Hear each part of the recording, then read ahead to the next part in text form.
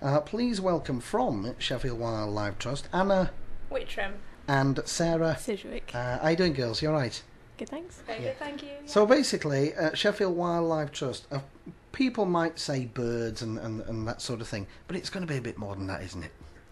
Yep, we've got 10 nature reserves all around Sheffield and some urban ones right in the centre of Sheffield. They're really well used as well for wildlife. There's lots of people using dog walkers, cyclists, horse riders. During the school holidays they're really busy, so we're expecting to get quite a few people on them in the next week. Many thanks for that one. And so what's sort of your involvement, Sarah, as well? Well, I've just started at the Trust, really. I'm on a Right. 2-month placement, which is funded by Vodafone. And, You get the plug in there, you see. Get in. But so I'm about halfway through now, and I've been helping Hannah manage the nature reserves and the events that we run on them. And it's been really interesting from my point of view, because I've lived in Sheffield for about 3 years now. And some of the urban nature reserves I never knew existed, so it's really nice to get out and see them. And just No, I'm not see what's usually about. bad with regional accent. I can't pin yours. I'm from Scotland, but I've moved Right around a there lot, it is now. You're trying to hide it. We hide it for it. It's alright as No, it is. You can let it out of me. I can understand you. Yeah, I lived in Canada for a while as well, so I it's a thought it bit was- of everything. Right, because it's sort of sorry, we just completely gone onto accent. So what's basically, Anna? What's your daily routine, if you like? It's really varied actually. Right, which is good. I Yep, think jobs it's that never the work same. out. We've got 10 nature reserves, as I said. Wow. Now coordinate the patrolling, so volunteers like Sarah and a lot of other people Sure. help. Now, when out. you say coordinating and patrolling, what does that involve, girls? Well, because we've got quite a few nature reserves, we have to sort of keep on top of all of them at the same time and check that things are up, like fences and things are still in order. Sure. There's been no disruptions or like fly tipping sometimes in the urban reserves. Unfortunately, yes, that's a scourge of just today sometimes. keeping an eye on all of that and making sure that they're Sure. still useful for responsible users. That's great. Yeah, and just being a presence on site as well. So a lot of people want to know more about them, and if they see us around, they usually ask questions: what kind of birds you can find, what wildlife. Sure. If people want to get involved, how would they do that? There's lots of different ways. We've got some open events coming up. We've got a bracken and bilberry if people are interested in practically coming out and giving us a hand pulling at bracken on Fox Hag Nature Reserve. Now, when you say Foxhead, that's nice, isn't it? It's nice It up is, there. isn't it? It's lovely, yeah. Yeah. Hackney Riverlin. Yeah, it's lovely. But if people are interested, just in any of the events, if they go on to www.wowsheffield.com. Wow Sheffield? Wild. Wild Sheffield. A wild. Well, Sheffield. Okay, Wild wildsheffield.com. Okay. Yeah. So if they wanted to sort of meet you guys and sort of follow, if you like, what you wanted to do, and they could do that the same way, could they? Yes, yep, definitely. They could email me as well if Right. they're interested. That's h.whitram, which is WITTRAM @wildsheffield.com. Or the same for Sarah Sidgwick. Yeah, spell my name, SIDGWICK, at the same address, and that's really how I got started, just getting involved with the Trust. There's a monthly sort of volunteering day out on Blackamoor, which is one of the bigger reserves, and I went along to a couple of them and helped with like sort of really kind of good practical work, and you sort of get muddy and it's good fun. Where is Blackmore, Sam? I'm not too sure where that one. Blackamoor's out on Hathersage Road, I think, Oh. the A625. So now you're out that talking way. what I call the sticks, which Yeah, is good. proper This time of sticks. year, it's proper stick man, and all that sort of thing. So what's actually involved in the Blackmore one for you? The monthly volunteering that I started doing, it's either run by our sites team or by Hannah. They sort of pick up on something on Blackamoor that needs perhaps fixing. Like we did a lot of putting horizontal drains in to help drain Sure. off the bridleways so they don't get flooded, Oh, and great. just little bits and pieces that need doing. Getting volunteers involved with that, so it's a really good way to get But I started. think that's the idea, isn't it? You're out in the middle of the sticks, as Yeah. we've just said, and you're away. You might hear the odd cow and the odd car, but it's down in the distance. A few sandwiches, because you're not going to be at it all day, let's be fair. We're volunteers, aren't we? So we're... lots of tea and biscuits.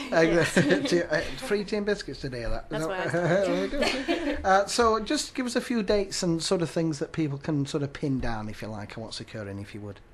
Yeah, the Blackamoor Day, as we mentioned, that's the first Saturday of every month. Nice. And where would people meet for that one? That's at Stony Ridge Car Park, off Hathersage Road. But if anyone's interested, we could do them ringing up, and we'll get them down on a database and send them an email about what we're actually going to do each day. So which is a good thing, because if people sort of don't have their own car, perhaps you could get them there, Yeah. which would be a nice thing. There's a bus stop as well that's very nearby, Cool. which is Helpful. good. That's all right, isn't it? That's very handy indeed. So that's that one out the way. And what other things have we got in the near future? Does it sort of go on all year round, ladies? This, yeah. Yes, yeah, It it's does. really important to get people to come along and help out and just understand the nature reserves and know where they are. So we try and keep regular activities running on them. But we're also trying to get people involved in the more urban nature reserves. That's Crabtree Ponds, which is in Burngreave, Right. and Carbrook Ravine, which is in the Manor, and just trying to get people that live locally to come down and meet us for what's called reserve advisory groups. Oh. And that's just local people that are interested, they want to know a bit more about a nature reserve, a chance to come down and hear a bit more. Now, when you said about Carbrook, I would have thought, probably most people listening would have thought Carbrook, it's Attercliffe, but it's actually Manor, did you say?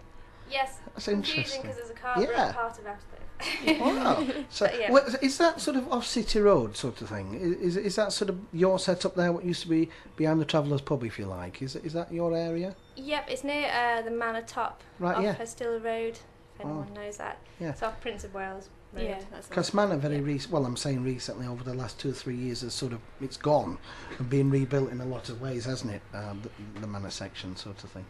Yes, definitely. I mean, Carbrook Ravine's a lovely nature reserve. It's a wet woodland, so there's bluebells and things at this time of year.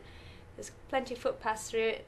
We do have a few problems with some littering and antisocial behaviour, but I think it's a lovely reserve, and I hope other people appreciate it as much. People out there tend to associate sort of wildlife and sort of cycle tracks as an hand-in-hand sort of thing. Do you have any ones that I would call cracker cycling tracks around, and you think, yeah, that's pretty all right?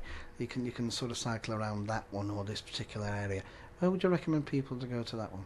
Depends how good you are. Yeah. Blackamore's Well, brilliant. look at if me, I'm you're a bit downhill. rotund round the middle, but I do leave it, Paul. I do I do get a cycle, and I take my kids a lot, and so sort of flat area. Where would you recommend for that? As a beginner cyclist, if you like. Trying to think of a flat. Quite a few of ours are hilly, Quite like hilly Right. usually. Blackmore, Wymingbrook and Fox Hag. You can Yeah. loop round, but they are quite hilly. But there's the 5 Ways Walk that goes through town and passes some of our nature reserves, like salmon pastures, which is flat. You can go to Meadowhall on the way back. It's Cool. Everyone loves lovely. Lots of So wildlife whereabouts along is the that? A lot of people have heard of salmon pastures. I've heard of it, but how to get there? I think that's a different kettle of fish. Salmon, fish. Yes. Dear. Hello. Yeah, it wasn't bad, was it? It wasn't bad. And so how would you get onto it? To You salmon? can go all the way down the 5 Ways Walk from the centre of town, from Blanc Street, and you just follow the river along, and then you go towards Attercliffe, and it's behind Attercliffe Road, so it's near Washford Bridge. So driving wise, you'd park on a street called Warren Street, and then you Right. could walk down from there. Now we're going into the area sort of thing that 2 or 3 years ago, unfortunately, was affected by floods. I know various agencies got involved in that. Did you guys sort of get involved in that and sort of help with the clean-up? Were you part of that? That's before my time. Right. Great layout. Brilliant. Yeah. Fantastic. Because I know like, quite a few agencies did get sort of involved in it, didn't they, really? I think they did. Again, I was working for Sheffield City Council as a ranger then. Right. And they definitely did. And So South really, Council you've come was from there, one job so- to another in the Yes. sort of same field, haven't you? Yeah, it's a small field. We all know each other. And Yeah. Just move before we do around. go, if you would, many thanks for coming into the studio today. It's really opened my eyes. That's sort of what you sort of do. Just give us a website and a contact number if people wanted to really get involved in this again, if you would. Yeah, if you want to know anything about the nature reserves or how you can be involved, it's www.wildsheffield.com. Or you can give us a ring on 0114 2634 335. And we've got a very good receptionist that'll be able to pass you on to the right person. Many thanks for popping in. So what sort of birds should we be looking out for this year? The feathered variety, I mean. Is any unusual birds flying around? And have we got any problems, the wildlife that you girls have noticed with the volcanic ash that sort of touched England in certain areas? Has it affected any of the wildlife or any other streams and that sort of thing? We've not noticed anything with No, volcanic just, ash. No, we've on the moorland we've got a lot of birds that are endangered species, like lapwings So- and linnets and redpoll. Why Lots do of we small find birds. ourselves at that stage now, Anna? Are they just a Um, dying? Is it a natural process of dying out, or It's mainly lack of habitat Right. in quite a few places, just the loss of the moorland species. so, And in town, a lot of the house sparrows and other birds you associate with small green spaces, they're on the decline as well. But it's just trying to encourage people to keep their gardens green, really, and grow some shrubs. It was interesting you should mention the old sparrow, because even when I was a kid, I'm thinking, just in the few seconds that you mentioned it there, you don't see sparrows anymore. You see pigeons, too many of them. That's another story. Many thanks for popping into Sheffield Live, and good luck in the future. Thank you. That's from Sheffield Wildlife Trust.